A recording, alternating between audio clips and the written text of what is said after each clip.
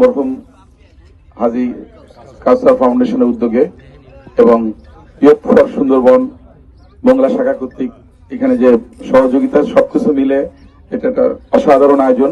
আমি ধন্যবাদ জ্ঞাপন করছি আয়োজকদের, বিশেষ করে এই প্রাকৃতিক পরিবেশের ভিতর এত সুন্দর একটা আয়োজন করার জন্য এবং এদের যে মানসিকতা, তাদের যে বক্তব্য অত্যন্ত অনুপ্রাণিত এবং আমরা আশা করব তাদের হাত ধরেই মাদক মুক্ত বাংলা হবে এবং ক্রীড়া ক্ষেত্রে তারা অনন্য ভূমিকা রাখবে।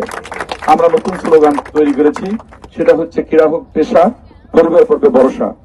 তো শুধু ক্রীড়া একটা পেশা না, যাতে পরিবারের একটা ভরসার জায়গা হয়, যে একজন খেলোয়াড়কে যেন চিন্তা করতে না হয় তাদের জীবন জীবিকা নিয়ে, সেই জন্য এটাকে পেশা হিসেবে নিয়েছি।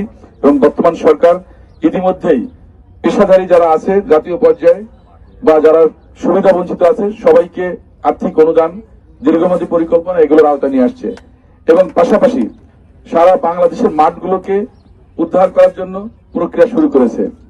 ইতিমধ্যেই আমরা প্রাথমিক পর্যায়ে 10টা জেলাকে আমরা ক্রীড়া কমপ্লেক্স অর্থাৎ স্পোর্টস ভিলেজ অর্থাৎ ক্রীড়া পল্লী করার জন্য ঘোষণা করেছি। সেক্ষেত্রে আমার জানা মতো আমাদের বাগেরহাট জেলাও সেখানে আছে, আমরা সেখানে দিয়েছি এবং আশা করব যে আমরা খুলনা মোলা মহাসড়কের পাশে এই ক্রীড়া পল্লী করব এবং আমাদের সন্তানরা যারা প্রতিভাবান আছে, যারা ক্রীড়া ক্ষেত্রে বিভিন্ন সেক্টরে কাজ করছে, তারা যেন তাদের মেধা বিকাশ করতে পারে এবং জাতীয় ক্রীড়া শিক্ষা প্রতিষ্ঠানের আলোকেই এইগুলো পরিচালিত হবে। এখানে সকল ধরনের ক্রীড়া থাকবে, সেখানে হাডুডু, ফুটবল, ভলিবল, ক্রিকেট বা অ্যাথলেট সহ সাঁতার সবকিছুতে এটা কিন্তু একটা কমপ্লিট জোন থাকবে, যেটা নাম দিয়েছে ক্রীড়াপল্লী।